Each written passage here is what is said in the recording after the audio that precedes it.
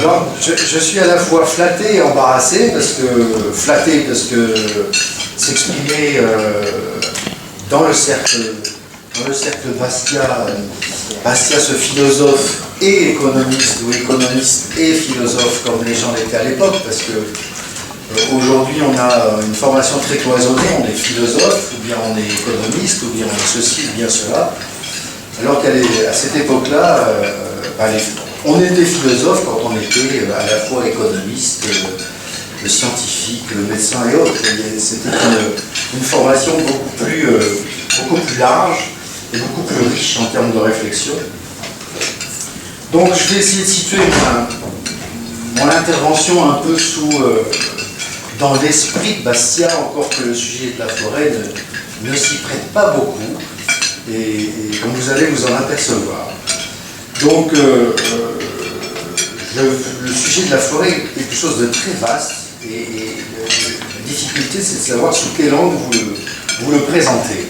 Alors évidemment tout le monde, vous pensez tous forcément à la forêt des Landes, ici c'est une grande forêt des Landes, et en plus dans cette salle il y a quelques propriétaires forestiers éclairés qui sont autour de la table, et donc ils s'attendent à ce que j'en parle, évidemment. Alors est-ce que je vais en parler sous l'angle économique, la fiscalité, le financement, ou de son histoire aussi, parce que c'est une histoire très singulière? En fait, j'ai choisi de ne pas vous en parler, en tous les cas pas tout de suite. Je vais vous inviter plutôt à faire un petit voyage dans les forêts du monde, avant de revenir au pays, parce que c'est peut-être la meilleure façon de vous faire appréhender toute la difficulté de ce dossier. En fait, quand on parle de forêt, ce qui vous vient à l'esprit, c'est des images. Tout le monde a une vision de la forêt. Tout le monde a un souvenir de se promener dans le paysage, dans un environnement forestier. Et en fait, c'est des histoires aussi. On raconte beaucoup d'histoires sur la forêt. Ça va de Tarzan, si j'ose dire, jusqu'à la forêt d'émeraude, le film de John Borman. Et d'ailleurs, vous avez pu voir dans les journaux très récemment que notre président de la République s'est fait photographier avec le chef Ramaroni, le chef indien là, qui nous venait de la forêt d'Amazonie, n'est-ce pas? Donc tout ça c'est chargé évidemment de beaucoup de symboles, mais ça n'empêche pas aussi de faire partie du milieu de la science-fiction, parce que dans Star Wars, le retour du Jedi, vous avez des scènes absolument extraordinaires qui se passent au milieu des séquoias géants, et que vous pouvez aller visiter, et je vous invite d'ailleurs à aller les voir, puisqu'ils sont aux États-Unis, dans certains parcs, et quand on est au pied de ces arbres-là, on mesure combien nous sommes petits. Et donc je n'oublie pas évidemment Walt Disney avec Bambi ou le livre de la jungle. Je n'oublie pas non plus Jacques le Croquant ou la guerre des demoiselles, tout ça se passant dans des milieux forestiers, maniant des mythes, maniant aussi des croyances. Et en Europe, alors, avec Jacques le Croquant, on a Robin des Bois et la forêt de Sherwood aussi. Ça aussi, ça vous parle, ça parle à tout le monde. On a Merlin l'Enchanteur, on a les sorciers de la forêt noire. Tout ça, ce sont des images, des croyances, des mythes que la forêt entretient, parce que c'est un milieu dans lequel qui est à la fois un milieu de refuge, et puis un milieu de hors-la-loi, c'est un milieu extrêmement étrange. On a aussi la forêt de Fontainebleau, qui est née du caprice d'un roi, d'ailleurs, dont les premiers plans venaient de la forêt des Landes, je vous signale. Mais ça n'a pas résisté à un certain gel à l'époque. De la forêt de Fontainebleau, on est passé à l'école de Barbizon, où les peintres prétendaient peindre la nature. En fait, ils n'ont fait que reproduire une forêt totalement artificielle dès cette époque-là. Donc, en fait, ce que j'essaie de vous dire, là, c'est que la forêt, c'est d'abord un sujet culturel. Avant d'être un sujet technique, c'est un sujet culturel. Et c'est toute la difficulté des relations entre l'homme, la société et la forêt, suivant qu'on se trouve dans l'hémisphère sud, dans l'hémisphère nord, ou à l'est, ou à l'ouest. On a une appréhension totalement différente, les uns et les autres, avec ce milieu forestier. Donc les forêts du monde, elles sont très vastes, c'est 4 milliards d'hectares. C'est 36% des terres émergées, de la surface des terres. Pour vous donner un repère, la France c'est 16 millions d'hectares et c'est 28% du territoire. Donc on a une typologie des forêts évidemment qui dépendent à la fois du climat, des sols et de l'altitude aussi. Ça a son importance.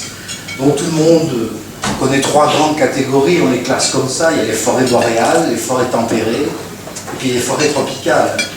Alors les forêts boréales, c'est le nord, c'est le pôle nord, c'est la Sibérie, c'est le Canada, c'est tout ça, mais vous retrouvez aussi ces forêts boréales, ou en tous les cas, petite surface, parce qu'elles sont nettement moins grandes et nettement moins visibles, tout à fait aux confins de la Terre de Feu, ou tout à fait aux confins de l'Afrique du Sud. Il y a des espèces de type boréal. Les forêts tempérées, vous les connaissez tous, vous vivez dedans. Et il faut savoir que vous les traversez jusqu'en Chine, c'est aussi de la forêt tempérée, et vous revenez par les États-Unis, forêt tempérée également. Et puis les forêts tropicales, alors là c'est celles qui font l'objet de discussions les plus d'actualité aujourd'hui dans les tribunes internationales. Alors là les différences sont énormes entre les forêts sèches dans les zones équatoriales et dans les forêts tropicales, humides, dans les zones tropicales, comme je viens de le dire. Donc, et puis les deux grandes catégories, c'est les feuillus d'un côté et les résineux de l'autre. Les résineux que vous voyez très souvent en faisant Bordeaux-Bayonne, de chaque côté de la route, encore que il y en a beaucoup moins depuis quelque temps, mais j'y reviendrai tout à l'heure. Donc, ces immensités forestières contribuent aussi au climat de la planète. C'est une réalité dont il faut tenir compte. Les forêts, ça protège, ça filtre l'eau, ça protège l'eau. C'est pour ça d'ailleurs qu'on appelait dans le temps les corps des forestiers, les corps des eaux et forêts. Il y a un lien direct entre l'eau et la forêt. La forêt, ça protège aussi contre l'érosion, et quand je parle d'érosion, c'est aussi bien du vent, mais aussi de l'eau. Encore une fois, on la retrouve. Et puis le vent, bon, là on commence à être compétent dans le sud-ouest, si j'ose dire. Et puis ça influe aussi sur les flux atmosphériques, et donc la forêt est un faiseur de pluie. Donc il y a une relation directe entre le climat et la forêt. La forêt est une fabrique de climat, et la forêt c'est aussi une usine de dépollution. Vous savez que la forêt stocke le carbone, l'arbre, le bois stocke le carbone, et c'est en moyenne, à l'échelle mondiale, c'est entre 5 et 10 tonnes de carbone stocké par hectare, tandis que ce même hectare, par la magie du système de la photosynthèse, émet entre 10 et 20 tonnes d'oxygène, ce dont nous avons tous besoin pour vivre et pour respirer. Donc vous voyez que la forêt, ça nous touche de très très près. Alors, au-delà de ses vertus, de ses qualités, c'est aussi une source d'enrichissement économique par le bois, mais aussi par une foultitude d'autres produits qui vont des fruits, de la viande, jusqu'aux fleurs médicinales, mais je n'ai pas assez de temps pour vous raconter tout ça. Je vais me concentrer plutôt sur le bois. Le bois qui est le premier matériau, qui est à la fois matière première et matériau. C'est une singularité qu'il faut garder à l'esprit également. Historiquement, c'est le matériau le plus vieux du monde, c'est le premier dont l'homme s'est servi ou a su se servir, et dont il se sert encore. C'est vous dire toute la modernité de ce matériau finalement. Et il est renouvelable. C'est la différence avec le gisement, avec la mine, qui elle s'épuise au bout d'un moment. Le bois est renouvelable, à condition évidemment de savoir le gérer, ce que savent faire quelques propriétaires forestiers éclairés dans la salle. Et donc, grâce au bois, on peut se nourrir, on peut bâtir, on peut se décorer, avoir des meubles, des lambris, on peut aussi... le bois est une source d'énergie domestique, pour chauffer les aliments, pour cuire les aliments, mais une source d'énergie industrielle aussi surtout. Donc c'est un facteur, le bois est une économie très importante, c'est un facteur de développement souvent sous-estimé, et de nombreux pays sont sortis du sous-développement grâce au bois. Pour citer par exemple la Suède et la Finlande, qui étaient des pays extrêmement pauvres jusqu'au début du 19e siècle, et qui sont sortis du sous-développement grâce à l'économie du bois. Le fameux acier suédois a été financé d'abord par du bois. Donc voilà des pays dont l'économie encore aujourd'hui trouve sa première source dans le bois. Hein. Mais c'est aussi le cas des États-Unis et du Canada. Le Canada, la première activité, la première source de richesse, c'est le bois, encore aujourd'hui et pour bien des années. Les États-Unis se sont développés d'abord en développant l'économie du bois. Avant de devenir ce que sont les États-Unis, c'est le bois qui continue d'y contribuer. Mais pas seulement. Plus récemment, le Chili est sorti du sous-développement grâce à l'économie du bois. Le Brésil, la forêt du Brésil, va contribuer très fortement à son enrichissement. Et c'est le cas aussi en Nouvelle-Zélande, c'est le cas en Australie, c'est le cas dans de nombreux pays en Asie. Et puis j'oserais dire que ça a été le cas aussi chez nous, dans le sud-ouest, qui était une espèce de Far West, un peu désertique. Même les pèlerins de Compostelle évitaient cette zone tellement elle était mal famée et fréquentée par des petits bonshommes au teint jaune et malade, comme le décrivent certains historiens. Donc la forêt a été aussi la source d'enrichissement de cette région. Donc petit à petit, là où je veux vous emmener, c'est que la forêt est un lieu d'intérêt divergent, d'intérêt stratégique, et qui aujourd'hui constitue des convoitises de plus en plus fortes. Et ceci aussi bien à l'échelle locale qu'à l'échelle mondiale. Je ne veux pas vous abreuver de chiffres, surtout après un repas, c'est toujours un peu fatigant. Mais en gros, je vous ai dit qu'il y avait 4 milliards d'hectares de forêt. Eh bien, la récolte de bois à l'échelle mondiale, c'est 3,9 milliards de mètres cubes. Alors, vous voyez que le prélèvement, statistiquement, c'est un très faible prélèvement par rapport à la surface, ça fait 1 mètre cube en moyenne. Sauf que là aussi, les statistiques, il faut s'en méfier, parce que, comme je dis souvent, il y a deux formes de mensonges. Il y a celui que nous commettons assez régulièrement, mais on va à la messe le dimanche, on se fait pardonner, donc on peut recommencer la semaine qui suit. Et puis il y a les statistiques, à qui on fait dire exactement ce que l'on veut. Et d'ailleurs, je n'ai jamais vu quelqu'un utiliser des statistiques qui contredisent son discours. Et je ne le ferai pas ce soir, rassurez-vous. Donc, en fait, il y a évidemment ces statistiques recouvrent des réalités toutes différentes, vous vous en doutez. Mais ce qu'il faut savoir surtout, c'est que sur ce prélèvement, sur cette récolte mondiale, plus de 55% vont au bois de chauffage. Autrement dit, le principal prélèvement sur la forêt, c'est le bois de chauffage. Et ça traduit un réel problème à l'échelle mondiale qui est celui de la pauvreté. Beaucoup de gens vont chercher le bois pour faire chauffer leur nourriture à l'échelle mondiale. Alors nous, évidemment, en Europe, en Occident, on est sorti de ces besoins-là, mais il faut savoir qu'aujourd'hui, à l'heure où je vous parle encore, c'est le principal prélèvement sur la forêt, et c'est une des causes de la déforestation. La pauvreté est une des principales causes de déforestation.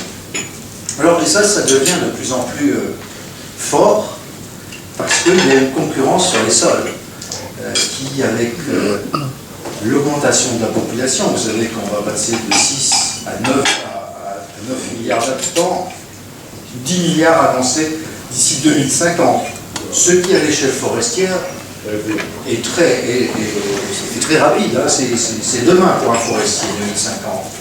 Donc, il y a une demande, cette augmentation de la démographie va impliquer un besoin d'alimentation encore plus grand. Et pour nourrir la population, eh bien, il faut faire de l'agriculture, il faut produire de l'alimentation. Et on produit de l'alimentation sur des terres. Et la terre, c'est la seule chose qui ne se fabrique pas. La terre, on l'a ou on ne l'a pas, elle est là. Donc il va y avoir une lutte sur les sols, une concurrence considérable qui fait de la surface forestière un espace stratégique pour le XXIe siècle. Comment va-t-on résister entre la pression alimentaire sur l'agriculture, la métropolisation et l'urbanisation de nos sociétés qui consomment de plus en plus aussi de sol? Comment là-dedans la forêt va se retrouver, va résister à toutes ces tentatives? Alors d'ores et déjà c'est un sujet qui fait énormément, comment dire, parler, pas seulement parler, mais qui suscite énormément de batailles. Parce que, alors vous avez, aujourd'hui la préoccupation c'est de protéger les forêts natives, les forêts primitives. Alors là vous avez tous les discours écologistes dans lesquels il y a à boire et à manger. Et puis il y a aussi toutes les forêts qui sont des forêts de protection. Et ça c'est une réalité également. Je vais en citer une tout près de chez vous, hein, c'est la forêt qui est le long du cordon dunaire, hein, de Soulac au nord jusqu'à Bayonne. Et s'il n'y a pas ce cordon dunaire avec cette forêt de protection derrière, eh bien le reste s'en ira avec le vent, la pluie et l'océan. Donc le maintien des forêts de protection est une priorité, est une nécessité. Donc comment est-ce que l'on gère ça? Comment est-ce que l'on arrive à équilibrer tout ça? Alors il y a l'autre solution aussi, une des solutions, c'est les forêts de plantation. C'est-à-dire qu'on ne va pas prélever dans les forêts natives ou les forêts de protection, on fait de la forêt de plantation. Et actuellement, c'est une tendance qui se développe beaucoup à l'échelle mondiale. En gros, aujourd'hui, il y a 150 millions d'hectares de forêt de plantation. Et ces 150 millions d'hectares de forêt de plantation, ça représente pratiquement 50% de la production de bois aujourd'hui à l'échelle mondiale. Donc vous voyez que les prélèvements auxquels je faisais allusion tout à l'heure sont à relativiser d'autant plus au regard de la fourniture de ces forêts de plantation. Mais est-ce que ces forêts de plantation vont résister à l'agriculture et à l'urbanisation? Parce que là, vous avez tout un problème de rentabilité, d'économie qui se pose. Et là, on est au cœur de la politique. Donc, il y a des choix politiques très importants qui auraient dû être faits déjà depuis un certain temps, qui ne sont toujours pas faits. Et d'ailleurs, il suffit de lire les journaux pour s'apercevoir que les décisions sont difficiles à prendre sur le plan politique. Peut-être que là aussi, il y aurait des changements à envisager, mais enfin, c'est pas mon sujet ce soir. Donc, il y a des choix à faire entre la production de bois, et la production de bois à l'échelle mondiale, si je fais allusion simplement aux importations et aux exportations, c'est 300 milliards de dollars à l'échelle mondiale. C'est un des plus gros postes de l'économie mondiale. Donc on a l'impression qu'il ne se passe rien en forêt, mais vous voyez, il se passe en fait beaucoup de choses. Et puis l'autre choix, donc il va falloir arbitrer entre la production de bois, l'alimentation avec l'augmentation de la demande due à l'augmentation de la démographie, et puis il y a aussi le climat, la forêt ayant un rôle déterminant sur le climat. Donc en gros, la bataille de l'espace est engagée et elle est féroce. Je peux même vous dire, j'y reviendrai peut-être à la fin de mon propos, mais même dans le Nord, actuellement, il y a une bataille des sols féroce. Et d'ailleurs, vous voyez des pays aujourd'hui, c'est historiquement la première fois, sauf erreur de ma part, qu'on voit des pays acheter ou louer des terres dans d'autres pays pour assurer leur indépendance ou leur autonomie alimentaire. D'habitude, on faisait une guerre, on massacrait les populations locales, on s'installait et on exploitait les ressources de ce pays. Maintenant, la guerre existe toujours, mais elle est sous d'autres formes. Et ça va jusqu'à l'achat ou à la location de terres dans d'autres pays. Ça, c'est quand même très nouveau. Et puis, le corollaire à la bataille de l'espace, c'est la bataille de l'énergie. Donc, que l'on parle d'espace ou que l'on parle d'énergie, à chaque fois, la forêt et le bois s'y trouvent. Donc c'est en cela que c'est un sujet qui est au cœur de la stratégie mondiale. D'où ce problème de déforestation, qui est lié, alors c'est là où je vais peut-être évoquer un petit peu plus notre ami Bastia, mais c'est lié à la propriété. La pauvreté et la propriété. C'est souvent ces deux problèmes qui sont totalement liés. Il faut savoir qu'à l'échelle mondiale, à qui appartient la forêt? Ça, c'est une bonne question. Bien, à l'échelle mondiale, la forêt appartient à 80% aux États. Donc, sur les 4 milliards d'hectares que je vous ai cités, il y a 80% qui sont la propriété des États et 20% la propriété privée. Donc évidemment, ça pose un petit problème, parce que la forêt publique, c'est quoi la forêt publique? En fait, la forêt, quand on parle de forêt publique, ça veut dire que c'est une forêt qui appartient à tout le monde, c'est-à-dire à personne.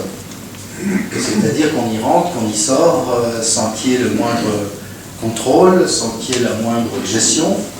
Et ceci est un des gros problèmes à l'échelle mondiale. Quand vous imaginez que le Brésil, c'est 16 fois la France, hein, c'est plusieurs centaines de millions d'hectares de forêts, non seulement avec l'Amazonie, mais il y a d'autres aussi forêts au sud de ce pays. C'est aussi le cas de la vallée du Congo, hein, mais je pourrais prendre des exemples aussi en Asie. Comment voulez-vous qu'un État puisse contrôler 600 millions d'hectares de forêt? C'est absolument inimaginable et impossible. Donc, il se passe un tas de choses là-dedans. Et plutôt des choses sur les causes de la déforestation, si vous voulez, c'est essentiellement sur les forêts d'État. D'ailleurs, c'est logique, parce qu'on voit mal un propriétaire privé faire de la déforestation s'il a choisi justement de faire de la forêt. Donc, par contre, la déforestation, 100% de la déforestation est due à des forêts publiques. Ça se passe dans des forêts publiques. À titre d'exemple, entre 1990 et 2005, il y a eu 145 millions d'hectares perdus en forêt publique, tandis que la forêt privée gagnait 115 millions d'hectares. Alors vous me direz, mais il va y avoir de la compensation finalement. Est-ce que les États vont déforester, les privés vont le refaire? Non, ce serait bien, mais malheureusement c'est plus compliqué que ça. C'est pas comme ça que ça se passe. Donc on est là dans des enjeux extrêmement forts et qui tournent autour de la propriété. Alors j'avais aussi envie de vous parler de ce qu'a fait récemment le Conseil supérieur du notariat français, parce qu'en fait il a été sollicité par pas mal de pays comme d'Afrique, d'Asie, de Chine, mais aussi Haïti, pour essayer de monter un acte juridique qui ressemble à un acte de propriété, sans être tout à fait un acte de propriété, mais qui conduirait à la propriété. En France, vous savez qu'on a un cadastre, tout est enregistré parcelle par parcelle, on sait précisément ce qui appartient à qui et pourquoi et ce que l'on fait dessus. Ce qui est rare à l'échelle mondiale. Il y a très peu de pays avec des cadastres aussi précis que le nôtre. Si vous allez au Portugal, par exemple, il n'y a pas de cadastre au Portugal. Ce qui explique pas mal de choses, mais enfin, là aussi, c'est un autre sujet. Mais donc, on a demandé au notariat français de créer un acte juridique qui s'approche de la propriété, et ça a été fait, ça s'appelle le titrement. Donc, c'est la première étape de la mise en forme d'un acte de propriété dans des pays où il n'existe pas de cadastre. Hein.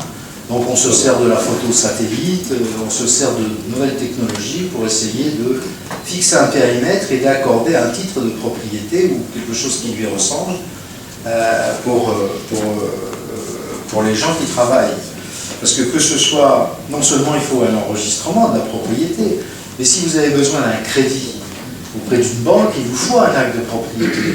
Et donc à partir du moment où la propriété n'est pas identifiée et justifiée, eh bien, il y a tout un pan de l'économie que vous ne pouvez plus développer, sauf à confier tout ça à l'État, avec les résultats que l'on connaît. En France, on en a quelques exemples récents, entre des menaces de nationalisation, puis des nationalisations qui ne se font pas, etc. Mais imaginez ça à l'échelle de l'Afrique, de l'Asie ou même de l'Amérique du Sud, c'est des proportions qu'on a du mal, nous, occidentaux, européens, à vraiment intégrer et à toucher du doigt. Donc, 80% de la forêt publique, 20% de la forêt privée à l'échelle mondiale. Évidemment, quand on rentre en Europe, et puis quand on rentre en France, c'est 75% de la forêt française est privée, et 25% est publique. Et puis si on rentre dans le massif des Landes de Gascogne, 92% de la forêt est privée et 8% est publique. Donc on est dans des échelles et dans un cadre juridique totalement différent. Il n'empêche que vous aurez compris que ce soit à l'échelle mondiale ou même à l'échelle française, la sylviculture, la gestion de la forêt est quelque chose d'un peu spécial parce qu'on ne s'inscrit pas du tout dans le même espace et dans la même durée surtout. L'activité forestière, elle se décompte en décennies, voire en siècles. C'est dire la patience qu'il faut aux propriétaires forestiers d'ailleurs, et un engagement qui... Alors j'entendais pas parler à table tout à l'heure de... Il faut être passionné pour être forestier, il faut même être carrément irrationnel. Parce que investir dans quelque chose que vous ne verrez pas en gros, donc aujourd'hui sur des essences à croissance rapide comme le parc maritime, on a gagné une génération. Mais enfin, il y a dans d'autres secteurs, il faut 120 ans ou 150 ans pour arriver à la maturité. Donc ça vous laisse le temps de la réflexion quand même. Donc on est dans une échelle de temps complètement décalée, surtout dans une société où on clique, on zappe, on est dans le prêt à penser, dans le prêt à jeter, etc. Et donc on a affaire à des gens qui comptent en 30, 40, 50 ans, donc ils sont un peu... On a du mal à les faire passer à la télévision d'ailleurs parce que leur histoire est trop longue, hein, ça ne correspond pas au JT. Quoi. Donc la forêt est un objet un peu bizarre où il y a une intervention des politiques publiques quasi systématique. À cause de l'espace stratégique que ça représente, que je viens de vous décrire, à cause de ses effets sur le climat, et Dieu sait s'il y en a, des conférences sur le climat, alors nous parlons d'ailleurs à Doha, n'est-ce pas, qui est un lieu tout à fait indiqué pour ça, il y a une conférence sur le changement climatique aussi. Le changement climatique qui au demeurant a toujours existé, mais enfin il prend des proportions un peu fortes. Et donc c'est vrai que la forêt a son importance, puisqu'avec la photosynthèse, c'est elle qui nous fournit de l'oxygène, tout en stockant du gaz carbonique. Et puis il y a le bois, cet écomatériau. Alors c'est un écomatériau naturellement renouvelable. C'est le seul. Vous pouvez en chercher d'autres. C'est le seul. Donc ça aussi c'est précieux. Ça aussi c'est stratégique. Donc là il y a des choix à faire aussi, des arbitrages qui sont compliqués à faire. Alors c'est comme ça que j'en arrive à Saint-Louis et à Colbert. Là je reviens en France. Parce que en fait, c'est une histoire dans les pays de tradition forestière, comme la vieille Europe, dont nous faisons partie, dans ces pays de tradition forestière, la forêt a toujours fait l'objet d'encadrement et de protection très particulières. Depuis Saint-Louis, il y a des règles très rigoureuses de gestion forestière. En fait, jusqu'à Colbert, la forêt était interdite. C'était un lieu interdit. Interdit au sens où on n'avait pas le droit, personne n'avait le droit de couper un arbre dans les forêts. Il fallait des autorisations spéciales au peuple, à la population, pour qu'elle puisse aller prendre du bois mort pour le chauffage, ou prélever quelques fruits, ou chasser quelques animaux dans des conditions extrêmement rigoureuses et réglementées. Et on ne plaisantait pas à l'époque. Toute personne qui était prise à couper du bois pouvait être exécutée immédiatement. C'était la peine de mort, hein, on ne discutait pas. Là.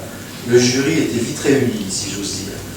Et dès cette époque-là, donc on est au XIIe siècle, les principes de la gestion soutenue de la forêt étaient posés. De la gestion soutenue, c'est-à-dire donc c'est ce que ça veut dire, hein, qui se perpétue en permanence. Alors pour la petite histoire d'ailleurs, cette gestion soutenue a été traduite en anglais par Sustainable Management. Donc vous voyez, on retrouve bien les mêmes racines. Et ça a été retraduit, ça c'est le mystère des tribunes internationales, ça a été retraduit en français par gestion durable, ce qui n'a pas tout à fait le même sens. Hein. Mais enfin voilà, ça c'est les mystères de la traduction. Alors il faut savoir qu'à cette époque-là, donc déjà il y a un corps de forestiers qui a été mis en place, le corps c'est les corps des eaux et forêts, mais c'était un corps de police. C'est-à-dire qu'eux avaient le droit d'interdire ou d'exécuter toute personne qui contrevenait aux règles de la gestion forestière. Et ce corps de police était rattaché au ministère des Finances. Alors, pour la petite histoire, aujourd'hui, quand vous voyez les agents de l'Office national des forêts, j'en dirai quelques mots tout à l'heure, ils ont tous un costume vert. Mais le costume n'est pas vert parce qu'ils sont forestiers. Il est vert parce que c'est la couleur du ministère des Finances. Donc déjà, vous voyez que la forêt, que d'aucuns, en se promenant sous la haute futée, s'imaginent être environnementale, paysagère, avec les petits oiseaux, eh bien ça a toujours été classé au ministère des Finances. Ça veut dire que quand je vous parle d'importance de stratégie, ça n'est pas un vrai mot. Donc, évidemment, parce que le bois, c'était tout à cette époque. Hein. C'était la construction, c'était les bateaux, la fameuse forêt troncée plantée par Colbert, c'était pour alimenter les navires, hein, son armée, sa flotte maritime. Et c'était aussi la seule source d'énergie à l'époque. Juste comme ça, un petit exemple. Les canaux ont été creusés en France essentiellement pour alimenter Paris en bois de chauffage. Donc tout a été conçu pour alimenter la capitale avec du bois, parce que les Parisiens à l'époque ne pouvaient pas aller aux alentours chercher du bois mort. Hein. Donc il fallait alimenter non seulement l'âtre de chacun, des particuliers, mais il fallait alimenter aussi toutes les verreries, toutes les usines qui étaient autour de Paris. Et donc les canaux ont été creusés pour ça, pour alimenter Paris en bois de chauffage. Et d'ailleurs, les besoins étaient tels pour les amateurs de sylviculture qu'on a inventé la culture sur taillis à cette époque-là pour faire du bois de chauffage à croissance rapide. Donc vous voyez que c'est là où on reconnaît le génie de l'homme aussi, hein, quelque part. Donc c'est dire que ça a toujours été très très important. Mais il n'empêche que, même si je vous parle de Saint-Louis, pour en arriver jusqu'à aujourd'hui, entre-temps, la population a aussi augmenté et les moines défricheurs ont fait leur travail parce qu'il fallait nourrir cette population. Et c'est la forêt qui a payé le tribut de ce besoin alimentaire. C'est pour ça que je relie aujourd'hui cette histoire à un sujet d'actualité. Comment on va nourrir toute cette population? Donc à l'époque, la surface forestière est passée de 35 millions d'hectares en France à 7 millions d'hectares au moment de la Révolution. En 1792, il n'y avait plus que 7 millions d'hectares de forêt en France. Entre les guerres et puis l'agriculture, la forêt avait sacrément diminué. Aujourd'hui, 2012, nous sommes à 16 millions d'hectares. Donc la forêt a reconquéri pas mal de terrain. Oui. Absolument. Donc, alors ça nous amène comme ça petit à petit à la forêt des Landes. Et peut-être, je ne sais plus très bien où j'en suis dans le temps, vous me faites signe. Hein. Il reste, ça fait 30 minutes, il reste 15 bonnes minutes. Ouais, ça va. Donc évidemment, je ne peux pas échapper à traiter un peu le sujet de la forêt des Landes. Alors, pour vous dire que nous sommes là dans un cadre tout à fait exceptionnel. Alors vous avez compris donc que la forêt était un sujet complexe et qu'on ne pouvait pas la traiter de la même façon à Tokyo, à Rio de Janeiro, au Congo-Brazzaville, à Montréal ou à New York et encore moins à Paris. Et bien même dans cette forêt française, la forêt landaise est un peu dans un cadre exceptionnel. Elle est exceptionnelle à la fois par son histoire et par son développement. Par son histoire, puisqu'elle est née, la forêt est née sur une terre vierge, si j'ose dire. puisqu'au début du 19e siècle, il n'y avait pas de forêt landaise. Il y avait par-ci par-là, quelques poctos de pins maritimes, qui est une essence autochtone, locale, le long des rivières, le long des points d'eau, qui avaient toujours existé, hein, puisque autour du bassin d'Arcachon, par exemple, les Romains venaient chercher déjà de la poix et du boudon, chez les Goyens, là-bas, ils les appelaient comme ça parce qu'ils avaient la tête noire à cause du goudron. Et donc, il y avait bien des forêts locales, mais très éparses. Et plutôt autour de ce grand triangle landais qui baignait dans les marécages. Et puis bien, l'initiative individuelle, et en cela d'ailleurs, Basquiat a dû y retrouver ses petits, si je veux dire, en plus c'est un natif des Landes.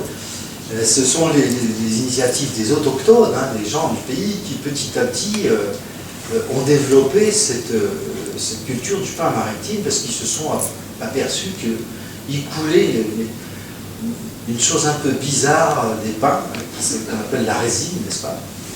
Et donc ils se sont aperçus que de cette résine, on pouvait faire pas mal de produits. Et ça a été le début. Ça a été le début de la conquête du pain maritime sur ces sols très marécageux et très pauvres.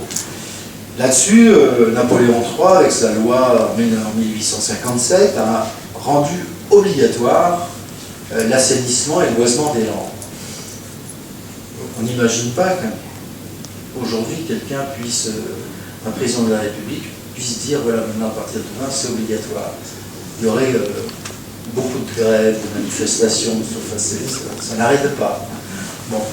Et à l'époque, on ne faisait pas dans la dentelle et donc on prenait des décisions. Mais si vous lisez attentivement ce texte, vous vous apercevrez que ce n'était pas pour faire de la forêt qu'il avait imposé le boisement et l'assainissement des Landes. C'était dans les ingénieurs des travaux de l'époque, ils avaient envisagé ça comme une période transitoire pour aller à l'agriculture et développer l'agriculture. Et puis, l'histoire en a décidé autrement, puisqu'entre-temps, il y a eu la guerre de sécession aux États-Unis, et il y a eu un manque de résine sur le plan mondial, et la demande de résine a augmenté, les prix ont explosé, et de fait, c'est comme ça que, en quelques 60 ans, on est passé d'un peuplement de 150, il y avait en gros 150 000 hectares de forêt, à plus d'1 million d'hectares. Il faut dire qu'avec une barrique de résine, on achetait 1 hectare de forêt à l'époque. Donc évidemment, ça a créé une certaine émulation, si vous voyez ce que je veux dire. Donc le décret de la loi de Napoléon III, je pense que Napoléon III ne s'attendait absolument pas à un tel succès. Il n'y est pas pour grand-chose, hein. Tout ça est tombé dans un contexte extrêmement favorable. En tous les cas, cette loi a permis pas mal de mutations de propriété. Donc c'est une histoire complètement singulière. Et c'est comme ça que la forêt des Landes s'est construite, et sur des grandes surfaces. Et jusque dans les... Je vais faire vite, hein, mais disons que jusqu'après la Seconde Guerre mondiale, la production de résine a été la première production du massif des Landes de Gascogne. Et petit à petit, la résine, comme vous le savez, a perdu aussi en termes de compétitivité, de concurrence, puisque d'autres pays se sont mis à produire de la résine. On avait le Portugal comme concurrent, mais il y avait surtout la Chine et les États-Unis et le Mexique. Les États-Unis, sud-est des États-Unis, qui s'étaient beaucoup reboisés. Et donc, petit à petit, nous sommes passés d'une économie génière, comme on dit, hein, puisqu'on récoltait la gemme, on est passé à une économie du bois. Mais aujourd'hui, donc, on est en plein dans cette économie du bois, avec une forêt, donc, une histoire singulière, comme je viens de le dire. C'est la première forêt de France, en surface, c'est la plus grande forêt française. C'est une des plus productives, c'est la plus productive de France, mais c'est une des plus productives d'Europe aussi. Alors, je vous donne juste un exemple pour comprendre ce que ça veut dire. Si vous avez une papeterie de 500 000 tonnes, qui fait 500 000 tonnes de papier, si vous la mettez en Suède, il lui faut 1 200 000 hectares pour l'alimenter. Si vous la mettez à Viganos, ici dans le massif des Landes, il lui faut un peu plus de 300 000 hectares pour l'alimenter. Si vous la mettez au Brésil sur de l'eucalyptus, il lui faut moins de 100 000 hectares pour l'alimenter. C'est ça, les règles de compétitivité, de concurrence. Donc on est dans un massif compétitif de ce point de vue-là. Alors évidemment, on a été secoué par deux tempêtes, mais ça j'y reviendrai. Mais ça fait partie, c'est comme les grands incendies de 49. Toute activité qui est liée à la terre est à un moment ou à un autre contrainte par des événements que l'on ne contrôle pas. Et le problème, c'est que la forêt est probablement une des activités les plus risquées qui soit, puisqu'elle est à long terme. Autant la probabilité d'une tempête sur des récoltes annuelles est faible, autant la probabilité d'une tempête sur une récolte qui met 50 ans est grande. Donc, ça aussi, c'est le lot du forestier.